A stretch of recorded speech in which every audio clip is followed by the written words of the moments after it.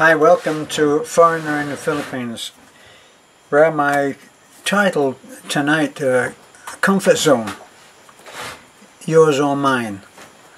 Now we always think of, when we talk about comfort zone, we always think about our own comfort zone. I mean, you can't have somebody else's comfort zone, can you?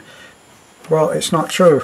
You can be inhibited by someone else's comfort zone. And let me give you a good example, and it applies to us people who are seeking a new life, a second chance, a third chance, another chance by moving to a different country. Now, it doesn't matter whether it's the Philippines or whether it's the Dominican Republic or any other, I don't know, wherever you think you might have another chance. Now, one of the things that's very clear and has been proved over and over again, so that it's a common agreement, and that is, even Jesus Christ found this, by the way, so if he couldn't do it or was aware of it, then the rest of us can be quite humble and accept that we're not quite so perfect. And that is that a man is a woman, a person is often not accepted in their own town. Now, call that town village, city, country, family, relationship, and you've just about got it handled. Now, why would what we want to do have anything to do with anybody else's comfort zone? Well, the way that people look at you is based on their experience of how you've been, and the way that you have been is something that they can rely on. Now, if you're always unreliable, would that affect their comfort zone? If that's what they expect of you, yes, it would. If you think about it, if you have someone who is in your area of life and they've always been unreliable, well, you stop relying on them, don't you? That seems to be a no-brainer. You stop relying on them. And if anybody asks you, and they say, how about Joe? I was thinking of using him on my project. Now, as far as you're concerned, he has always been unreliable. It's the one thing that you can rely on. So what do you say? Well, if you're a good Christian and not going to say anything bad about someone because you can't think of anything good to say, you're saying nothing, and you'd look at your feet a lot, and you'd shuffle about, and you'd make it very clear in another language, that of body language, that you didn't think the guy was reliable. So that may well stop him from getting that job. Now, when people break out of a habit, when people break out of a given way of behaving, it disturbs other people's comfort zone. And just think about this.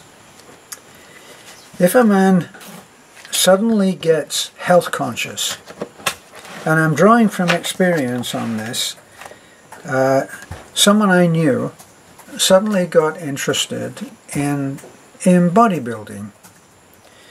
Now, he wasn't into drugs or steroids. He wasn't into any of that. And he was a natural bodybuilder. Now, he had started off being a natural strongman. Some people are natural strongmen. Some people are natural at almost everything. But not everything. They'll be good at one thing and they'll have an aptitude for that. Well, it turned out that he had an aptitude for bodybuilding, and he took to it so easily. He started to eat good food and eat like a horse. He was consuming a lot of food and working very, very hard at the gym. In his spare time, he studied up on the internet, and lo and behold, within a year he had transformed his body into a really incredible hard body. And For those who hardly knew him, they took it as something that they weren't. Gosh, I never knew that you were that fit. Others would say, I never knew that you were into bodybuilding. Wow, how long have you been doing it? And he would say, a year. Nah, get away. I don't believe it. And of course they would believe it because they didn't know him very well.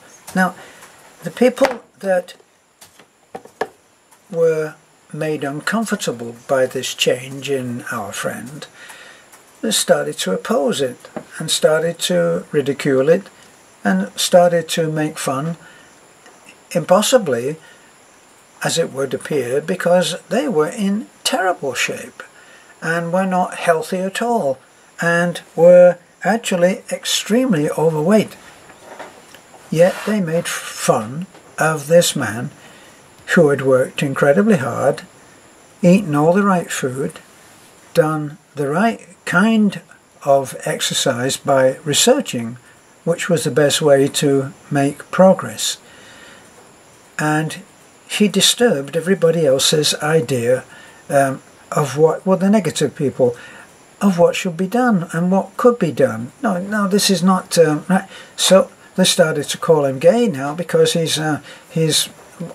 they've got to find some way of pulling it down. How does this apply to people like you and me? Assuming that as you watch this, you are either an OFW or you're someone who's interested in coming to the Philippines or going anywhere and starting a new life. Be it whether you are going to go straight, not be a drinker, not be a smoker, not be into drugs, either street or prescription, that you're going to change and you're going to do a drastic change. Now, everybody around you is going to respond in a different way. You better get used to the fact that as you rise and stand up for yourself, you're going to disturb people's perception of you, as it has been in all your past behavior. Now, some people have an epiphany and they actually realize, no, I have to change. I've got to change. And so as soon as you actually stand up and say, no, I've been doing it wrong and I'm going to change it. As soon as you do that, you immediately magnetize yourself for people to come and attack you. So it will take different forms. Now, the people that have no vested interest in whether you change this way or that way will look and say, wow, you did great. You stopped smoking, you cut drugs, you cut out the drink, you this, whatever it was that you did in order to change the behavior that we are normally perceived to be in the middle of. Now, what can we expect? Well, we can expect opposition. Now look at what happens when someone typically comes to the Philippines. I'm going to say the Philippines as if it's the only place in the world that anybody ever wants to come to. Because why would we keep on saying all the Dominican Republic, all the South Africa, all this, all that, all that. You're coming to the Philippines. Now, as soon as you say that, everybody's perceptions about the Philippines hits home for them. What does the Philippines mean for them? Well, it's hot and humid. It's a backward country. It's a third world country. It's got somebody who's going around killing people. It's not safe. It's dangerous. It's wonderful. It's terrific. I envy you. Just a myriad of different perceptions are going to come in, and they're going to bear fruit on whoever it is in whatever way is appropriate for their mindset. It's their mindset. It's their comfort zone. They are comfort. Now, if you've always been a waster, if you've always had a 42-inch gut, if you've always enjoyed going out and drinking every night, or if you've, I'm not getting onto any particular kind of habit that you may consider is not a habit. A lot of people go out, a lot of people stay in, and they have a couple of beers, and for them that's okay. And for me, that's okay for you to do that too. That's not the point that I'm trying to make.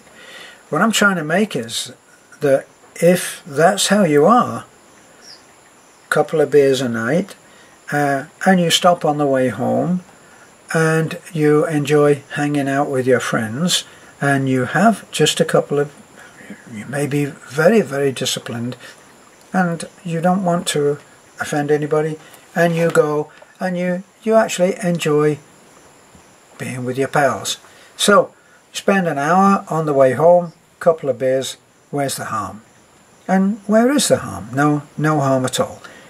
As long as, if you decide to change, how is it going to impact people? Well, it's one of those things, it can be either or either, or neither or neither. It can be one of those things where it doesn't matter whether something is good or bad, as long as it's different. I always remember that little joke about the artist. The artist comes in and he's going to be sculpting a nude, and he has Mavis, the model, is sitting there, and they're about to start work, and she starts to take her clothes off, as she normally does, and he says, you know what, Mavis, I really don't feel like working today. Do you want to make a cup of coffee and we just sit and have a chat? So she said, that's fine, yeah. So he said, you know, no need to take your clothes off, you know, just stay as you are. Anyway, they're sitting there and they're enjoying socialising, just innocently, just talking, having a cup of coffee, and he hears his car. He hears the car driven by his wife coming in the drive, and he goes into panic and he says, "It's my wife, quick, get your clothes off." I'm not going to try to explain to you why that's funny.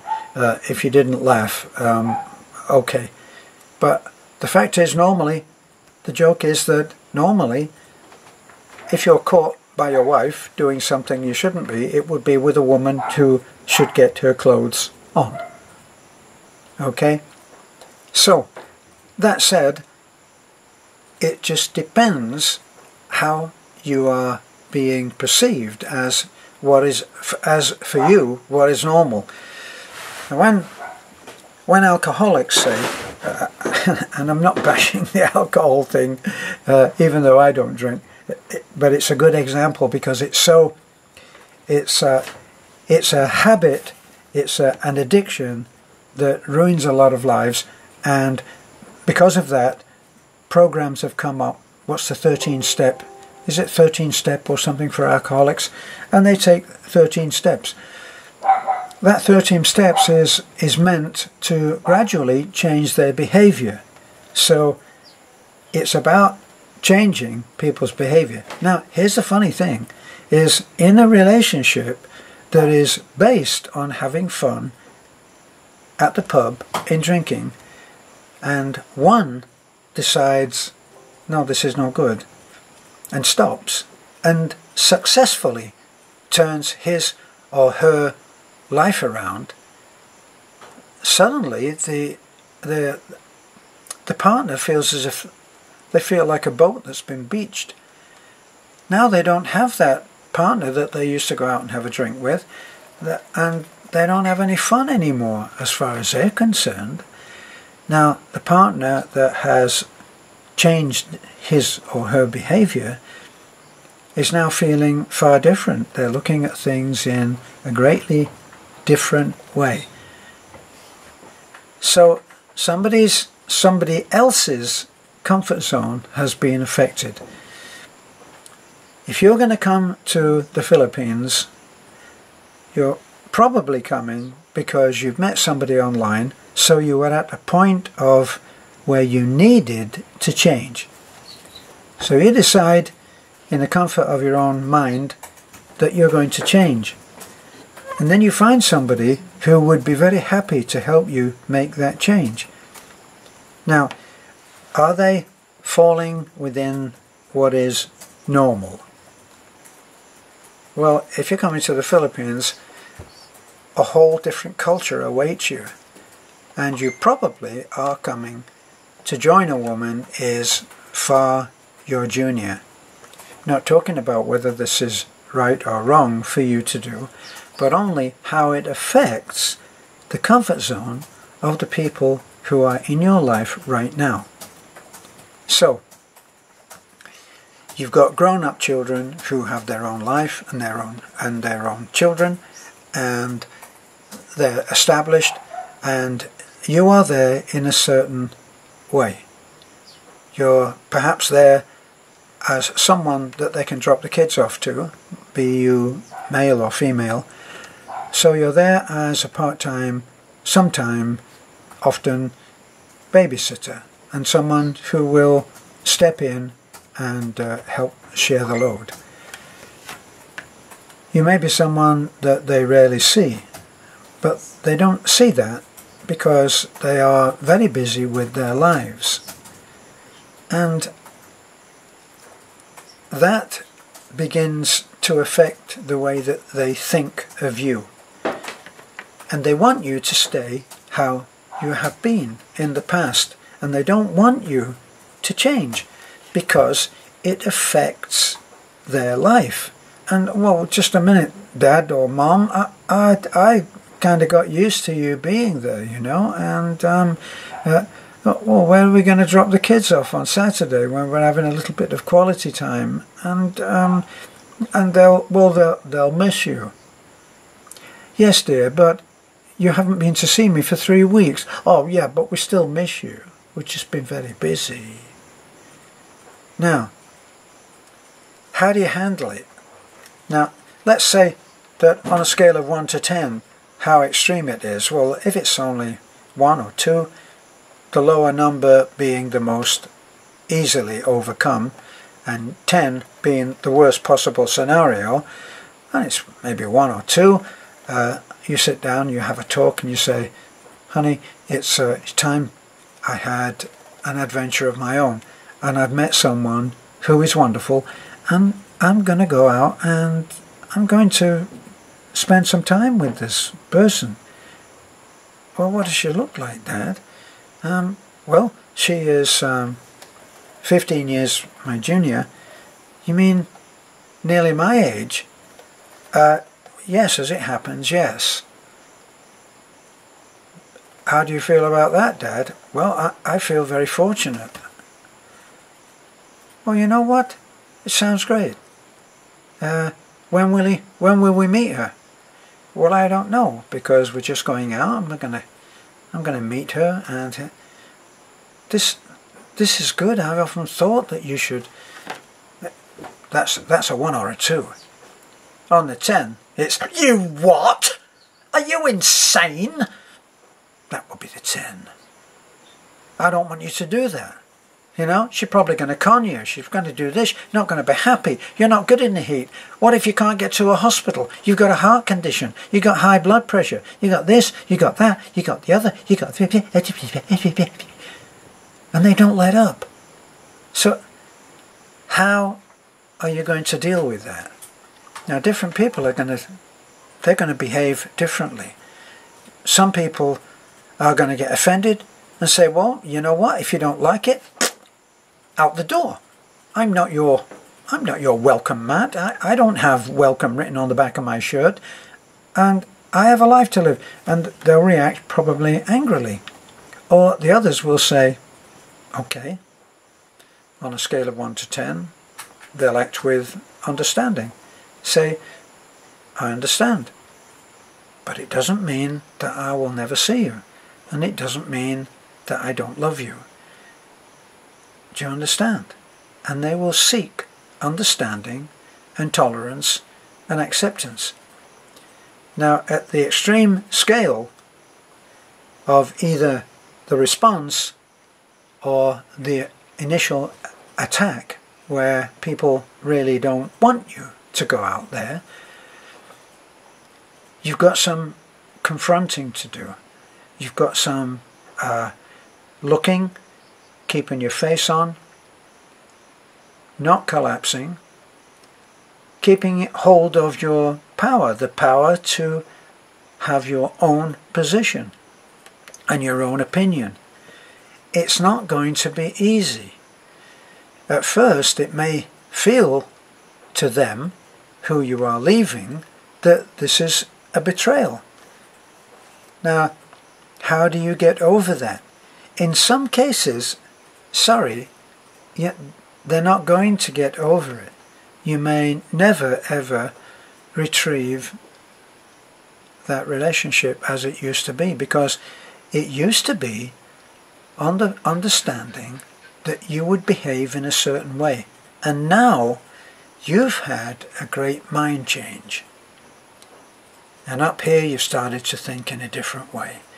Up here you may have said to yourself, well, wait a minute, 55 or 60 or 65, I'm not going to die tomorrow. Why shouldn't I start to live in a different way?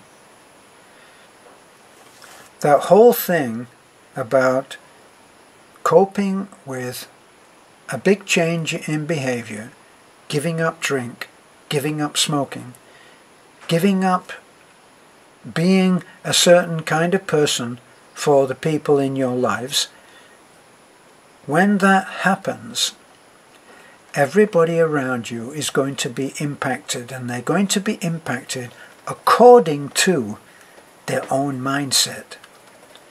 And for those who look at you with love and understanding, they're going to say, go for it.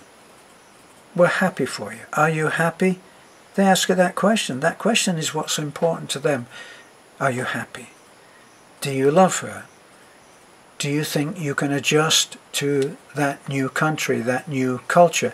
And they may put forward questions which you should be looking at for answers, and they'll do it in a positive way.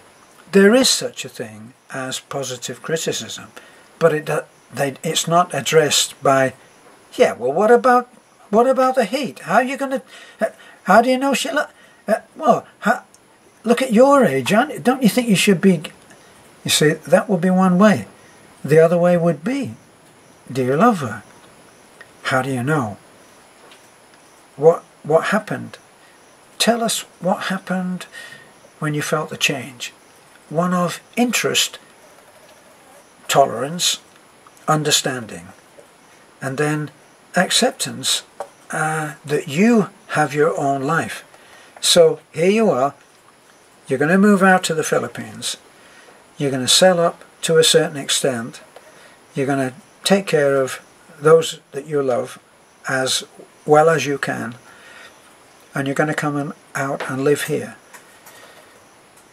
So, all that you have to do is understand that things are going to change. And not all of the change is going to be easy. It's going to be easy to come out here and find another person who will spend their life with you. That's going to be the pleasant part. And then there's all of the other things which you have to get used to in order to live happily with a sense of peace in this new adventure. So, you're going to change things. Be ready for things to change around you. It's not just you that changes. Everything around you changes.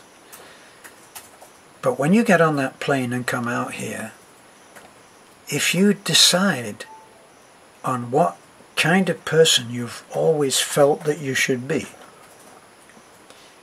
and then be it, everybody you meet here will accept you. They'll accept you in the way that you want to be seen. People accept you on your own evaluation. And if you're going to behave like an a-hole, that's how you'll be seen.